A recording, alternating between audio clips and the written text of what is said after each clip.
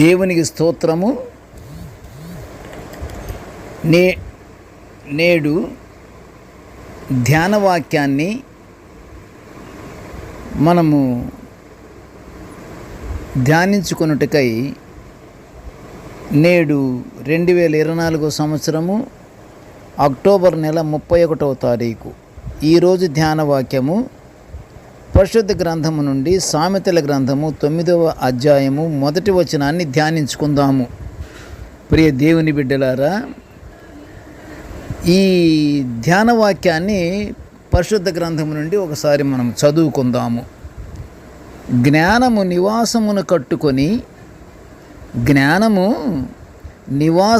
కట్టుకొని దానికి 7 స్తంభములు చెక్కుకొనినది. ప్రియ దేవుని బిడ్డలారా, నేటి ధ్యాన వాక్యము సృష్టి సమయములో, అంటే దేవుడు సృష్టిని జరిగించినప్పుడు, సృష్టిని ఏర్పరిచినప్పుడు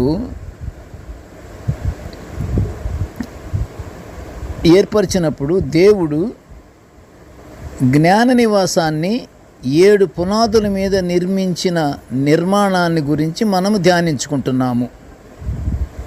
దేవుడు సృష్టి ఆరంభములోనే జలములను ఏర్పరిచి జలములను ఏర్పరిచి అవి వాటి సరిహద్దులు మేరకుండుటకై ఆ జలములకు పొలిమేరలు ఏర్పరిచి భూమికి పునాదులను నిర్ణయించినట్లు పరమార్థ జ్ఞాని అయిన సొలొమోను సామెతల గ్రంథము 8వ అధ్యాయం 29లో వివరించాడు. జ్ఞాన నివాసము 7 స్తంభములపై కట్టబడి ఉన్నది. జ్ఞాన నివాసము సృష్టి ఆరంభములోనే దేవుడు సృష్టిని ఏర్పరిచినప్పుడు జ్ఞాన నివాసాన్ని కూడా ఏర్పాటు చేశాడు. అయితే జ్ఞాన నివాసము 7 స్తంభములపై కట్టబడి ఉన్నది. సాధారణంగా 7 అను అంకె, ఈ 7 సంఖ్య వచ్చి సంపూర్ణ సంఖ్య పర్ఫెక్ట్ అన్నమాట. సంపూర్ణ సంఖ్య కనుక జ్ఞాన నివాసం కూడా సంపూర్ణమైనది అని పరిశుద్ధ గ్రంథము సెలవిస్తుంది. జ్ఞానమే కానీ మనిషికి ఉంటే సంపూర్ణత కలిగిన వాడుగా ఉంటాడు. జ్ఞానము చాలా అవసరము, చాలా గొప్పది. జ్ఞాన వివేకములు పరిశుద్ధ గ్రంథములు అనేక చోట్ల ఆ మాట మనకి కనిపిస్తుంటుంది. జ్ఞాన నివాసం కూడా పరిపూర్ణమైనది. మనిషి కూడా జ్ఞానము కలిగిన వాడైతే పరిపూర్ణతతోనే ఉంటాడు. జ్ఞాన నివాసం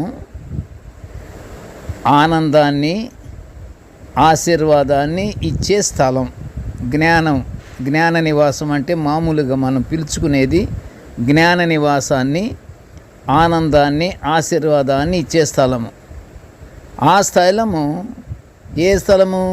జ్ఞాన నివాస స్థలము 7 స్తంభాల మీద ఉన్నదట. అది దేవుడు దాన్ని 7 స్తంభాల మీద నిర్మించాడు. జ్ఞానాన్ని 7 స్తంభాల మీద నిర్మించాడు. మొదటి స్తంభము పరిశుద్ధతకు సాదృశ్యము. ఏమిటి స్తంభం? జ్ఞాన నివాసము ఏర్పాటు చేశారు కదా దేవుడు. ఆ జ్ఞాన నివాసము నిలబడుటకై మొట్టమొదటి స్తంభం అది 7 స్తంభాలతో కట్టబడింది అని పరిశుద్ధ గ్రంథంలో మనము చూస్తున్నాము. అయితే 7 స్తంభాల్లో మొదటి స్తంభం గురించి మాట్లాడుకుంటున్నాము. మొదటి స్తంభము పరిశుద్ధతకు సాదృశ్యం.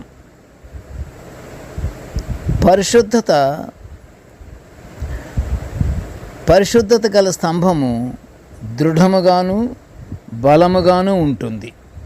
ప్రియ దేవుని బిడ్డలారా, వింటున్నారా? మొదటి స్తంభము పరిశుద్ధతకు సాదృశ్యమైనది కనుక అది బలముగాను దృఢముగాను ఉంటుందని చెప్తున్నాడు. రెండవ స్తంభం ఇది సమాధానము, నీతి, రెండు సమాంతరంగా ప్రయాణిస్తుంటాయి. అంటే రెండవ స్తంభము సమాధానము, నీతి. సమాధానము, నీతి రెండు ప్రయాణించే స్తంభం ఇది. నీతి, సమాధానము. ఎందుకనగా ఇవి రెండు కవలలే. నీతి, సమాధానము కవలలు. ఇవి విడిపోవు. కనుక ప్రియ దేవుని బిడ్డలారా, దేవుని రాజ్యము భోజనమును పానమును కాదు, కానీ నీతియు సమాధానమును పరిశుద్ధాత్మయందలి ఆనందమును అయ్యున్నది అని పౌలు గారు రోమా సంఘానికి రాసినటువంటి పత్రికలో 14వ అధ్యాయము 17లో వివరించబడి ఉన్నది. మూడవ స్తంభం ఏమిటంటే మౌనముగా శ్రద్ధ వహిస్తుంది. మూడవ స్తంభానికి సాదృశ్యం ఏంటంటే మౌనముగా శ్రద్ధ వహిస్తుంది. ఇందులో సాత్వికము, సహనము రెండు కలిగి ఉంది. ఈ మూడవ స్తంభము ఇది మౌనముగా శ్రద్ధ వహిస్తుంది అంటేనే సాత్వికము, సహనము ఇవి రెండు కలిగి ఉన్న స్తంభము మూడవ స్తంభము. మర్చిపోకండి, ఈ స్తంభాలు దేని కొరకు? జ్ఞాన నివాస స్తంభాలు. ఇవి జ్ఞాన నివాసం ఏర్పరచుకున్నటువంటి నివాసానికి స్తంభాలు ఇవి. అయితే 4వ స్తంభం గురించి మాట్లాడుకుందాము. సమ్మతించుటను కోరుకుంటుంది. ఇది 4వ స్తంభము. సమ్మతించుట. ఓకే, అలాగే, అవును, నాకు ఇష్టమే, అలాగే. సమ్మతించుటను కోరుకుంటుంది. హెచ్చరికను, బోధను కూడా అంగీకరిస్తుంది. బోధను అంగీకరిస్తుంది. 5వ స్తంభం గురించి మాట్లాడుకుందాం. 5వ స్తంభం ఏమిటంటే సమృద్ధిగా గల కృప, దీని గుణము. 5వ స్తంభము సమృద్ధి. అన్ని జ్ఞానము, వివేకము, తెలివి, కృప, దాతృత్వము అన్నీ కలిగి ఉన్నది కనుక ఇది 5వ స్తంభంగా దీన్ని నిర్ణయమైనది. 6వ స్తంభము. ఇది 6వ స్తంభానికి ఏంటంటే ఎన్నడూ మారని నిశ్చయత కలిగి ఉండుటే ఈ 6వ స్తంభం యొక్క గుణము. ఎన్నడూ మారని నిశ్చయత. ఏ అపవాది వచ్చినా, ఎన్ని అట్రాక్షన్స్ చేసినా, ఎన్ని చేసినా ఇది దేవుని యందే నిశ్చలంగా ఉంటుంది, కానీ ఇది మారదు. దేవుని యొక్క ఆశ్రయము, దేవుని యొక్క ప్రేమ, దేవుని యొక్క కృపను కోరుకునేదే 6వ స్తంభము. ఇది మారదు. మారని నిశ్చయత కలిగి ఉండుటే 6వ స్తంభము యొక్క గుణము. దేవుని యందు నిత్య జీవితము కలిగి ఉండుట దీని యొక్క ఉద్దేశము. 6వ స్తంభము స్థిరమైనటువంటి జీవితాన్ని కోరుకుంటుంది. ఎల్లప్పుడూ దేవుని యందు భయభక్తులు కలిగి ఉండుట, ఎల్లప్పుడూ నీతి నియమాలతో దేవుని యందు కృప కలిగినటువంటి జీవితాన్ని అనుగ్రహించమని నిత్యము ప్రార్థించే గుణము గలదే ఈ యొక్క 6వ స్తంభము. ఇది అందుకనే స్థిరత్వము కలిగినటువంటి జీవితము కలిగి ఉండుటే 6వ స్తంభము యొక్క గుణము. సరే, 7వ స్తంభానికి వద్దాము. 7వ స్తంభం ఏమిటంటే వేషధారణ లేని స్వభావం. వేషధారణ లేదు. ఉన్నది లేనట్లు, లేనిది ఉన్నట్లు ఇలా మాట్లాడటం, చెప్పటం, ఒకరికొక సహాయం చేస్తానని చేయలేకపోవటము, రకరకాలుగా నేనున్నానని అంటము, సమయం వచ్చేటప్పటికి పక్కకి వెళ్ళిపోవటము, ఇలాంటి అన్ని వేషధారణలు. ఈ వేషధారణ అనేది 7వ స్తంభానికి చెల్లదు. ప్రతి మానవుడు పై ఆకర్షణలు లేకుండా అంతరంగమందు ఎక్కువైన ఆత్మీయ సంపదలను కలిగి ఉండునిదే ఈ 7వ స్తంభము. ఎంత గొప్ప స్తంభం ఇది! అందుకనే 7 అనేది పరిపూర్ణత కలిగినటువంటి స్తంభము. ఆత్మీయ సంపదలను కలిగి ఉంటుందట ఈ 7వ స్తంభము. కాబట్టి ప్రియ దేవుని బిడ్డలారా, మనము ఈ 7 జ్ఞానముల యొక్క లక్షణములను కలిగి నిత్యము దేవుని మనం మహింపరచుదాము. మొదటగా,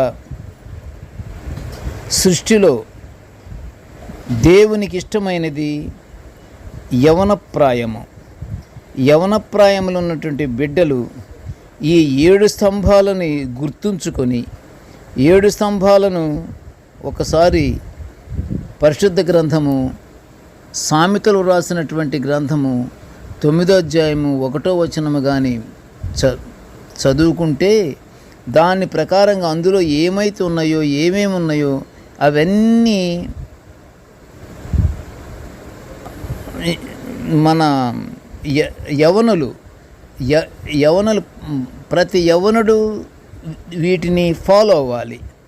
7 స్తంభాలకు కలిగినటువంటి గుణగణాలు యవనులు కానీ అవి కలిగి ఉండి ఆ ప్రకారంగా జీవిస్తే దేవుని మహిమపరిచినట్లు అవుతుంది. దేవుని యొక్క కృప సమృద్ధిగా ప్రతి ఒక్కరి మీద, ప్రత్యేకంగా యవనుల మీద, ప్రతి ఒక్కరి మీద ఆయన కృప, ఆయన యొక్క ప్రేమ మనపై ఉంటుంది. మనము దేవుని బిడ్డలముగా ఉంటాము. మనము ఆ ప్రకారంగా ఉండే దేవుని మహిమపరిచితే మనం పరలోక ఆశీర్వాదాలు పొందుకుంటాము. ప్రార్థన చేసుకుందాము. కృపగల తండ్రి, జీవముగల నాయన, నీ పాదములు స్తోత్రములు. తండ్రి, నీ దివ్యమైనటువంటి వాక్యాలను ప్రభువా, జ్ఞానము ఎంత గొప్పదో నాయన, సొలొమోను గారి ద్వారా నాయన తెలిపినటువంటి ఈ విషయాలను మేము జాగ్రత్తగా, భద్రముగా మేము హృదయములో దాచుకొని ప్రభువా, వాటి ప్రకారంగా మేము జీవించే ఆ గొప్ప భాగ్యాన్ని మా అందరికీ అనుగ్రహించమనియు, నేటి ధ్యాన వాక్యాన్ని వినుచున్న ప్రతి బిడ్డను ఆశీర్వదించమనియు, కృపగల నాయన, ప్రతి ఒక్కరము తండ్రి, యవనులేమి, వృద్ధులేమి ప్రభువా, ప్రతి ఒక్కరు కూడా, ప్రతి మానవుడు ఈ ప్రకారంగా జ్ఞాన నివాసానికి ఏర్పాటు చేయబడినటువంటి మూల స్తంభాలు, వాటి గుణగణాలను మేము సామెతల గ్రంథము 9వ అధ్యాయము 1వ వచనములో ఇవ్వబడినటువంటి గొప్ప విషయాలను మేము గ్రహించుకొని అమృత వాక్యాలు, అమృత మాటలు, జీవము కలిగిన మాటలను మేము జ్ఞాపకం ఉంచుకొని ఆ ప్రకారంగా నడిచే భాగ్యాన్ని మాకు అనుగ్రహించమని ఈ మనవులన్నీ యేసయ్య పుణ్య నామమున వినయముగా వేడుకొనుచుంటున్నాము తండ్రి. ఆమెన్.